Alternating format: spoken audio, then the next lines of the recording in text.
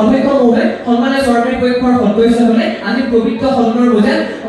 আজি পবিত্ৰভাৱে চৰকাৰী শিক্ষানীতি আঁচনিৰ জৰিয়তে সমাজক অৰ্থনৈতিক অসমতা নাইকিয়া কৰিবলৈ উল্লেখ কৰিছে। কিন্তু মানে অধ্যক্ষ মহোদয় তেওঁলোকক আপোনাৰ জৰিয়তে সন্মান সহকাৰে জনাই দিবলৈ পালে ভাল পাম যে অস্কাৰ লুইছৰ সেই কালচাৰ অফ প্ৰভাৰ্টিৰ কথা, যিখিনি সময়ত অস্কাৰ লুইছে কালচাৰ অফ প্ৰভাৰ্টিৰ জৰিয়তে কৈছে সমাজৰ ধনী শ্ৰেণীৰ মানুহখিনিয়ে বিলাসিতাৰ পৰিচয় দিবলৈ দৈনন্দিন জীৱনত বহুতো বিলাসী বস্তু ব্যৱহাৰ কৰে, আনহাতে সেইখন সমাজকে বসবাস কৰা দৰিদ্ৰ মানুহখিনিয়ে দুবেলা ভাতৰ পৰা বঞ্চিত হয় আৰু তেওঁলোকৰ শিশুসকলক বিদ্যালয়লৈ অধ্যয়ন কৰিবলৈ পঠোৱাৰ সলনি বিভিন্ন উৎপাদনমূলক কাম কাজত নিয়োগ কৰে, যাৰ জৰিয়তে ঘৰখনত অৰ্থনৈতিক স্বাৱলম্বিতা বৃদ্ধি পায়। আৰু মাননীয় অধ্যক্ষ মহোদয় সামাজিক অসমতাৰ এই প্ৰজ্ঞাপনখন থাকি আজি মাননীয় অধ্যক্ষ মহোদয় সন্মানীয় চৰকাৰী পক্ষৰ সদস্যসকলে যেতিয়া পবিত্ৰ সদনৰ যে এখন ভ্ৰান্ত বিধেয়ক উত্থাপন কৰে, তেতিয়া মাননীয় অধ্যক্ষ মহোদয় বাধ্য হয় উত্থাপন কৰা বিধেয়কখনৰ বিৰোধিতা কৰিবলৈ। অধ্যক্ষ মহোদয় ভাৰতবৰ্ষত দৰিদ্ৰ জনসাধাৰণৰ উন্নয়ন বুলি আমি কি বুজো? উন্নয়নৰ এই ধাৰণাক